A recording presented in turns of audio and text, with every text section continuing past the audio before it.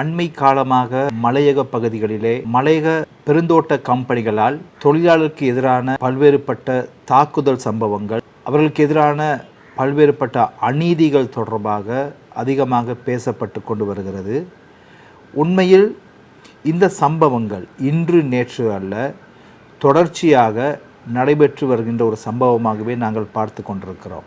April மாதம் 21ஆம் தேதி காவத்தை நீலகாமம் பிரதேசத்திலே அங்கு ஒரு தொழிலாளி தனக்கான வீடொன்றை கட்டியிருந்த போது அந்த தோட்ட நிர்வாகம் தனியார் பாதுகாப்பு பிரிவை கொண்டு அந்த வீடுகளை உடைத்து அந்த தொழிலாளிக்கு எதிரான தாக்குதலையும் மேற்கொண்டிருந்தார்கள். எனவே இந்த சம்பவத்தை அறிந்த உடனேயே சட்ட நடவடிக்கைகளை மேற்கொள்வதற்காக நாங்கள் நடவடிக்கையை மேற்கொண்டிருந்தோம். எனவே சம்பவம் நடைபெற்று கிட்டத்தட்ட 6 மணித்தியாலத்துக்குள் அந்த குற்றத்தில் ஈடுபட்ட 9 பேரும் கைது செய்யப்பட்டு நீதிமன்றத்திலே அவர்கள் முன்னிலை செய்யப்பட்டார்கள். அந்த சம்பவத்தின் பின்பு சம்பந்தப்பட்ட பெருந்தோட்ட கம்பெனிக்கு எதிராக அமைச்சு மட்டத்திலே விசாரணைகள் முன்னெடுக்கப்பட்டு தற்பொழுது அதோட நடவடிக்கைகள் முன்னோக்கி சென்று கொண்டிருக்கின்றன. அது மட்டுமல்லாது பாதிக்கப்பட்ட 2 குடும்பங்களுக்கும் அதே போல அந்த தோட்டத்தில் இருக்கிற ஏற்கனவே காணி ஒதுக்கப்பட்ட 20 குடும்பங்களுக்கும் காணியை வழங்குவதற்கும் இந்த பெருந்தோட்ட கம்பெனி இணக்கம் தெரிவித்திருக்கிறது. எனவே காணி வழங்குவதற்கான நடவடிக்கைகளையும் நாங்கள் முன்னெடுத்து செல்கின்றோம்.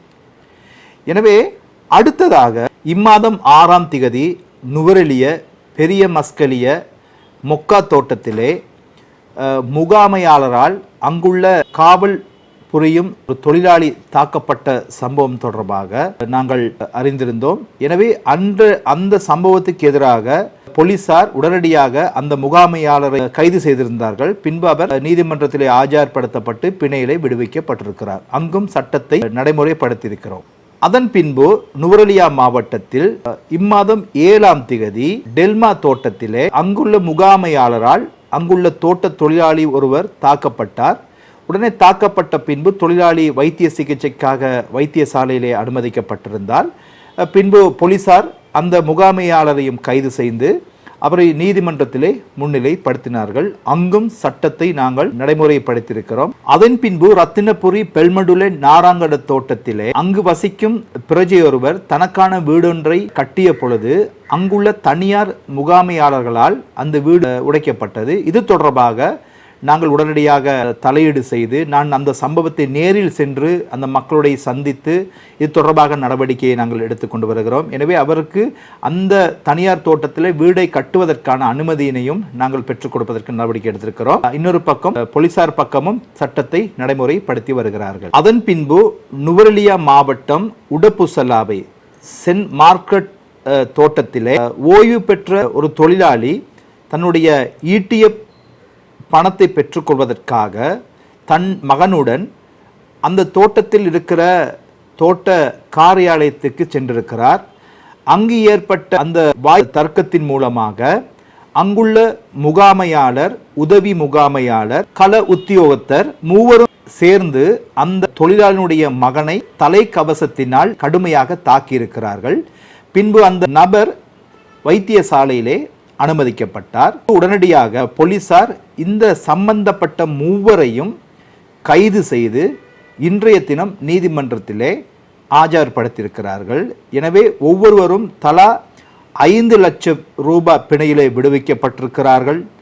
பாதிக்கப்பட்ட அந்த நபருக்கு நஷ்ட ஈடாக 50,000 ரூபாய் வழங்கச் சொல்லியும் நீதிமன்றம் உத்தரவிட்டுள்ளது. எனவே இவ்வாறான சம்பவங்கள் இன்று நேற்றல்ல, தொடர்ச்சியாக மலையக பகுதிகளே நடைபெற்று வருகின்ற விடயமாகவே நாங்கள் பார்க்கின்றோம்.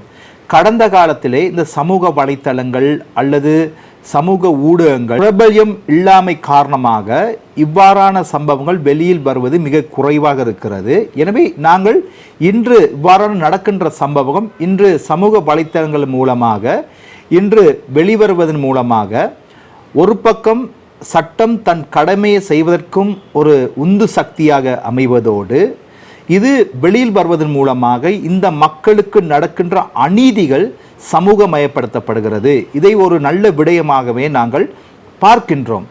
எனவே இவ்வாறான நிகழ்வுகள் தொடர்ச்சியாக நடக்காமல் இருப்பதற்காக நாங்கள் ஏற்கனவே காவத்தை நீலகாம சம்பவத்திற்கு எதிராக அந்த சம்பவத்தை இனி நடக்காமல் இருப்பதற்காக அமைச்சின் மட்டத்திலே நாங்கள் தற்பொழுது விசாரணையை மேற்கொண்டிருக்கிறோம். எனவே நாங்கள் இப்பொழுது தீர்மானித்திருக்கிறோம், என்னுடைய வேண்டுகோளுக்கு நாங்கள் பெருந்தோட்ட முகாமைத்துவ கண்காணிப்பு பிரிவு எங்களுடைய அமைச்சினுடைய செயலாளருடன் இணைந்து விசாரணைகளை நாங்கள் தீவிரப்படுத்தியிருக்கிறோம். எனவே இவ்வாறான சம்பவங்கள் இனியும் நடக்காமல் இருப்பதற்காக நாங்கள் தேசிய வேலை திட்டத்தை நாங்கள் முன்னெடுக்க இருக்கிறோம். அந்த வேலை திட்டத்தின் ஒரு அம்சமாக பொதுமக்கள் பாதுகாப்புத்துறை அமைச்சர் ஆனந்த விஜயபால மற்றும் பெருந்தோட்டத்துறை அமைச்சர் சமந்த வித்யாரட்ன, ஆளும் கட்சி மக்கள் பிரதிநிதிகள், அதேபோல் எதிர்க்கட்சி மக்கள் பிரதிநிதிகள், பொலிஸ்மா அதிபர், மலையக மக்கள் வசிக்கின்ற மாகாணங்களில் உள்ள பிரதி பொலிஸ்மா அதிபர்கள், அதே போல பெருந்தோட்ட கம்பெனிகளுடைய சிஓ போன்றவர்களை அழைத்து நாங்கள் இந்த பேச்சுவார்த்தை நடாத்த தீர்மானித்திருக்கிறோம். எனவே அன்றைய தினம் சில முக்கிய தீர்மானங்களை எடுப்பதற்காக நாங்கள் எண்ணி இருக்கிறோம். எனவே விசேடமாக அரசாங்கம் முன்னெடுக்கின்ற இந்த செயல்பாட்டுக்கு ஆதரவாக மலையகத்துள்ள அரசியல் கட்சிகள், அதே போல தொழிற்சங்கங்கள், சமூக செயல்பாட்டாளர்கள் அனைவரும் ஒன்றிணைந்து எங்களுக்கு உறுதுணையாக இருக்கும் பட்சத்திலே நாங்கள் இனி இந்த மலையகத்தில் இவ்வாறான சம்பவங்கள் நடக்காதிருப்பதற்கான ஒரு காத்திரமான நடவடிக்கைகளை நாங்கள் முன்னெடுக்க இருக்கிறோம். எனவே மலையக மக்களுடைய ஐக்கியமே சமூக விடியலுக்காக வழிவகுக்கும் என்ற அடிப்படையிலே நாம் அனைவரும் ஒன்றிணைந்து பயணிப்போமானால் எமது சமூகத்தை பாதுகாத்து வழிநடத்த முடியும் என்பதை நேரத்தில் நான் கூறிக்கொள்ள விரும்புகிறேன். மலையக மக்களுக்கு எதிரான இவ்வாறான தாக்குதல்கள், அநீதிகள் இன்று நேற்றல்ல, காலங்காலமாக தொடர்ச்சியாக நடைபெற்று கொண்டிருக்கிறது. எனவே தற்பொழுது இந்த சமூக வலைத்தளங்களுடைய வளர்ச்சி காரணமாகவே இன்று இந்த சம்பவங்கள் இன்று வெளியிலே கொண்டு வரப்படுகின்றன.